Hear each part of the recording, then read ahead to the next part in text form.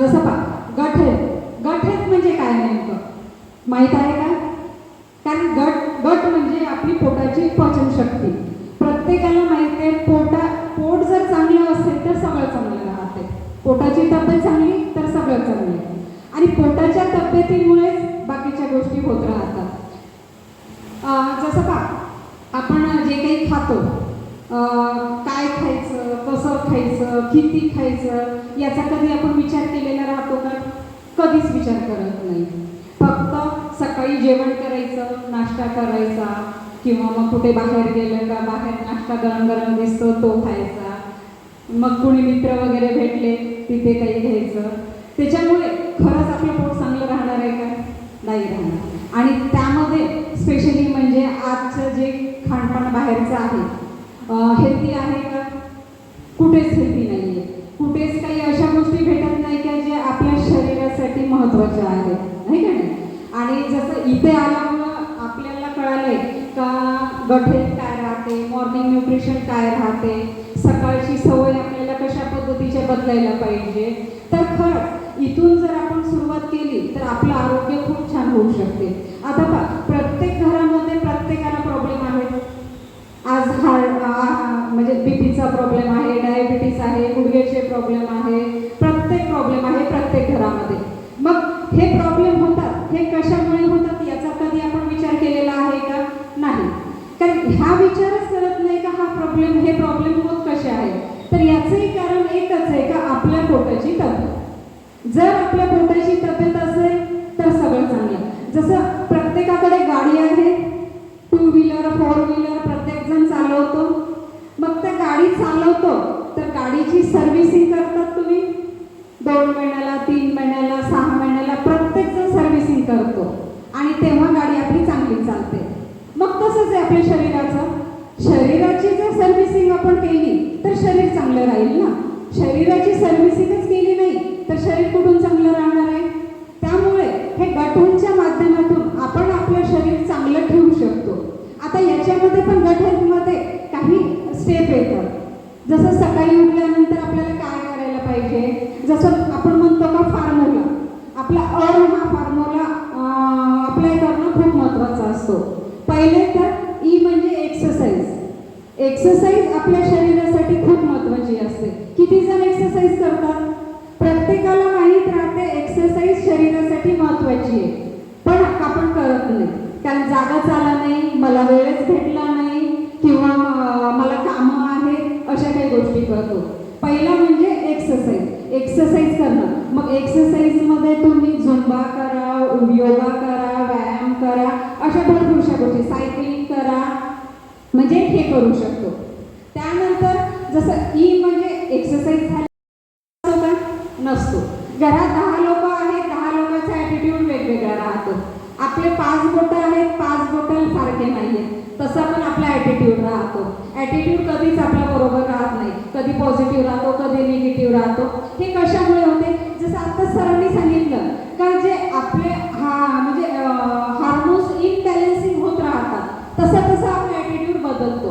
आता ह्या ॲटिट्यूड बदलतो कसा? तेच आपण खाणं वेगवेगळं खातो, व्यवस्थित खाणं आपलं नाही आहे, त्यामुळे आपला ॲटिट्यूडही बदलतो. मग त्याच्यानंतर मग ॲटिट्यूडही बदलण्यासाठी आपल्याला त्याच गोष्टी करावी लागणार. आपलं खाणपान, आपलं व्यवहार, आपलं असोसिएशन, त्यामुळे आपला ॲटिट्यूडही चेंज होऊ शकतो. त्यानंतर येतो रेस्ट. R means rest. आता रेस्ट आपण किती तास करतो? प्रत्येकाला वाटते का मी दुपारी झोपलो तर माझा आराम झाला, रात्री झोपलो तर 6 ते 8-10 तास झोपलो तर झाला. पण आज पहा, आज आपण रेस्ट किती वेळ घेतो? दुपारी जर घरी राहू, मोबाईल हातामध्ये, TV डोळ्यासमोर. रात्री जेव्हा जेवण करतो तेव्हा TV समोर आपण राहतो, मोबाईल 11-12 वाजेपर्यंत मोबाईल हातामध्ये राहतो. तर रेस्ट कुठून भेटणार? आपल्या शरीरासोबत आपल्या मनालाही रेस्ट भेटणं खूप महत्त्वाचं असते. आणि जर आपल्याला रात्री उशीर झाला झोपायला तर सकाळी पुन्हा पोटाची तब्येत बिघडणार, पुन्हा तीच सायकल रिवाइज होणार. म्हणून आपल्याला 6 ते 8 तासाची झोप खूप महत्त्वाची राहते.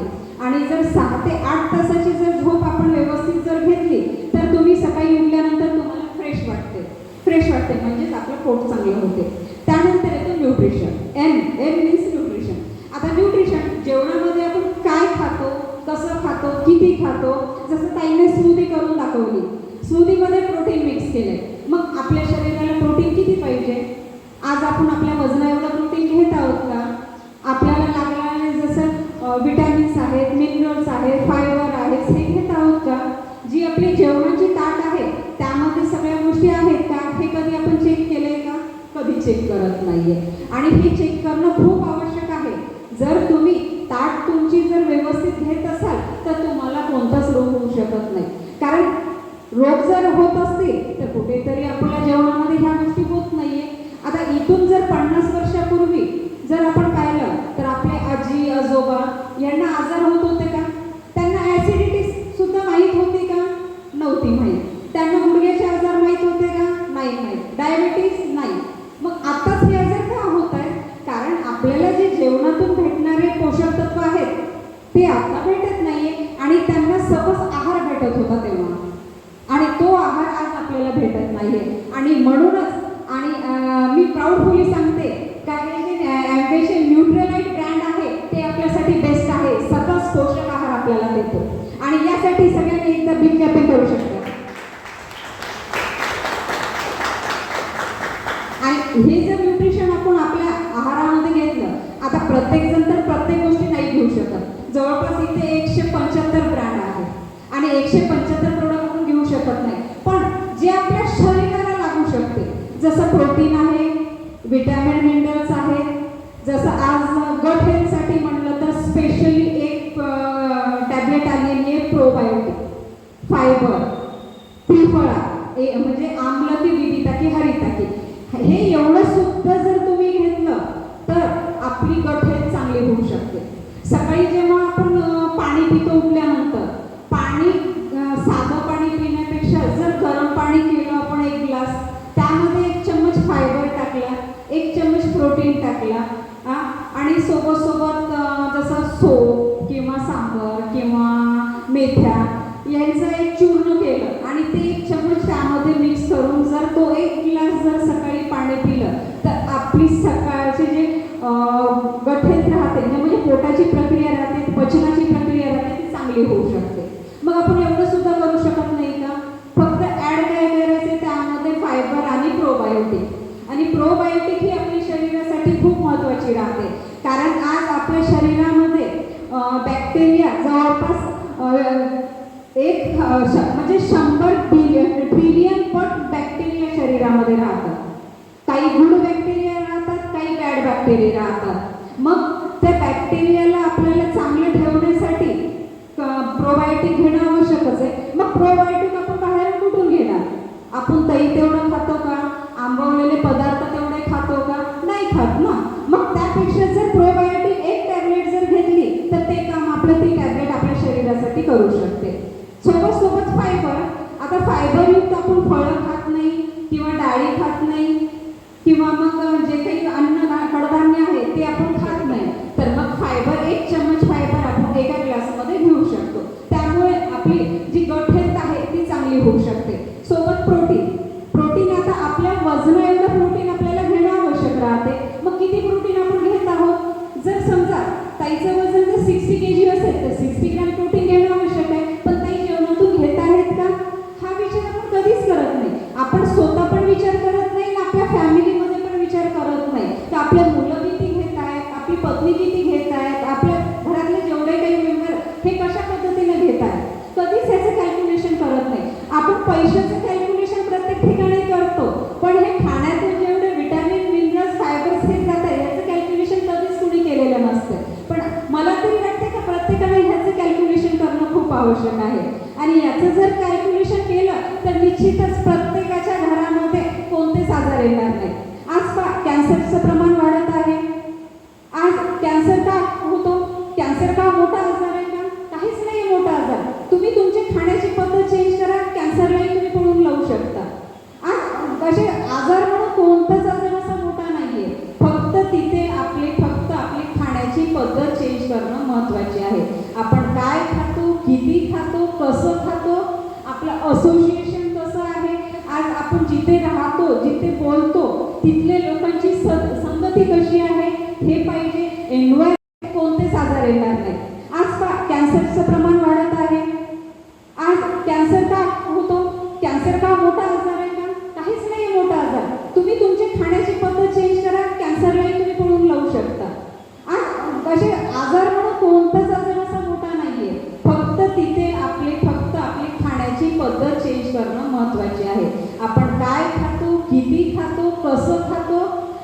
असोसिएशन कसं आहे, आज आपण जिथे राहतो, जिथे बोलतो, तिथले लोकांची संगती कशी आहे हे पाहिजे. एन्व्हायरमेंट कसं आहे, कारण आज वातावरणामध्ये दूषितपणा भरपूर वाढलेला आहे.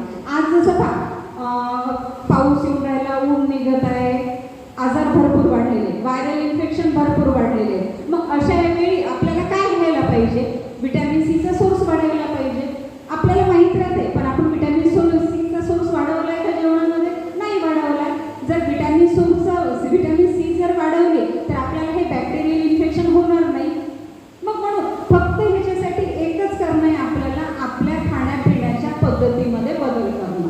आणि हे जर केलं तर आपली गट हेल्थ, कारण जवळपास आपल्या पोटातूनच 100 आजार होऊ शकतात. आपल्याला 100च्या वर आजार होऊ शकतात पोटातूनच. मग त्या पोटाला ठीक करणं आपली एक हे नाही आहे का, कर्तव्य नाही आहे का?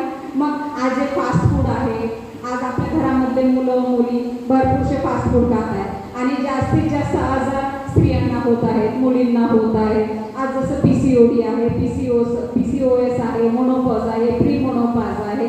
आज लेडीजला हे आजार भरपूर होत आहे. ॲज अ जेंट्स म्हणून तुम्ही कधी ह्या बाबतीत स्त्रियांचा विचार केलेला आहे का? घरातल्या मुलींचा विचार केला आहे का ह्या गोष्टीसाठी? कधीच केला नाही. आज PCOD मध्ये मुलींचं वजन वाढत चाललेलं आहे, त्यांच्या चेहऱ्यावर पिंपलची संख्या वाढत आहे, चेहरा विद्रूप दिसत आहे. कधी याचा विचार केला आहे का आपण? कधीच केला नाही. जाऊ दे ना, ते लेडीजचा प्रॉब्लेम आहे, मी कशाला लक्ष द्यायला पाहिजे, आपण हा विचार करतो. पण ॲज अ पॅरेंट्स म्हणून जेंट्सचं पण तेवढंच कर्तव्य आहे ह्या गोष्टीकडे लक्ष देण्यासाठी. जर तुम्ही ह्या गोष्टीचं लक्ष दिला तर तुमची फॅमिली एक सुंदर निरोगी फॅमिली होऊ शकते. तसंच लेडीजचं काम आहे. आज जसं जेंट्स बाहेर जातो करतो, आज जेंट्सचे पण भरपूर आजार वाढले, बीपीचा त्रास, कारण बाहेरचं आज वातावरण एवढं झालेलं आहे, स्ट्रेस भरपूर झालेला आहे. लेडीजनं पण त्या पद्धतीने जर जेंट्सला सांभाळून घेतलं तर जेंट्सचं पण आरोग्य चांगलं राहणार आहे. म्हणून प्रत्येकाने डाएट घेणं खूप आवश्यक आहे. आता डाएट म्हणजे काय, तुम्हाला पूर्ण सप्लिमेंट्स घ्यायचे नाहीये. आहारातून तुम्ही तुमचा डाएट घेऊ शकता. डाएटमध्ये पण खूप वेगवेगळे प्रकार आहेत. 3 स्टेप डाएट आहे, लिक्विड डाएट आहे, वेगवेगळे डाएट आहेत, डायबिटीज डाएट आहे, सगळे वेगवेगळे डाएट राहतात. त्या पद्धतीचे जर आपण डाएट घेतले तर आपलं आरोग्य चांगलं होऊ शकते. आणि निश्चितच या माध्यमातून आपल्याला लक्षात आलंय का हे सप्लिमेंट्स, हे पोषक आहार आपल्यासाठी किती महत्त्वाचा आहे. हा जर पोषक आहार घेतला तर निश्चितच आपल्यामध्ये आपण स्वतः तर बदलू शकतो आणि दुसऱ्यामध्ये पण बदल आणू शकतो. जसं मी माझं उदाहरण देते का, मला पण प्री मोनोपॉज लागलेला होता.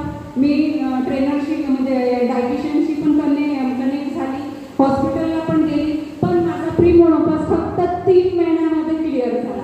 आणि आज पाहतो म्हणलं तर लेडीजचा 1 वर्ष प्री मोनोपॉज क्लिअर होत नाही.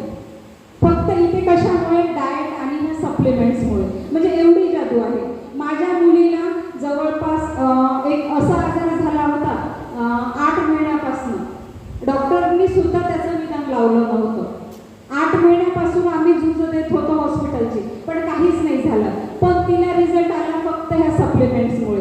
आणि जेव्हा मी 4थ्यांदा डॉक्टरची ट्रीटमेंट घ्यायला म्हणून ओपिनियन घ्यायला गेली, डॉक्टरांनी सांगितलं, मॅडम डाएट आणि फूड सप्लिमेंट तुम्ही 95% तुम्हाला रिझल्ट त्याच्यानेच येणार. फक्त आम्ही जे काही ॲलोपॅथीची तुम्हाला औषधी देणार ती फक्त एक प्रोटेक्ट म्हणून. आणि तुम्हाला पण माहिती आहे ॲलोपॅथीची जर औषधी आपण घेतली तर कधीच पूर्णतः बरं होत नाही. फक्त ते आजार पेन आपला दाबण्याचा प्रयत्न करतात. तुम्ही एक आजार बसवण्याचा प्रयत्न करता, दुसरा आजार उभा होतो. आणि अशामध्ये तर असे काही आजार होत आहे, जर तुम्ही 8 दिवस ॲलोपॅथीचे टॅबलेट घेतल्या तर 9व्या दिवशी तुम्हाला मुळव्याधीचा त्रास सुरू होणार. म्हणजे असे काही मी पेशंट पाहिलेत, असे काही काउन्सिलिंग केली आहे काही पेशंटला, तर 9व्या दिवशी त्यांना म्हणजे मुळव्याधीचा प्रकार होता. मग विचार करा, त्यापेक्षा आपण आपल्या आरोग्याचं डाएटमधून, ह्या गट हेल्थमधून जर आपण ते आपलं आरोग्य चांगलं केलं तर सगळे म्हणजे पैसे पण वाचणार झाले, जे मेंटली स्ट्रेस येतो तो पण येणार नाहीये आणि पूर्ण फॅमिली एक आनंदी होऊ शकते.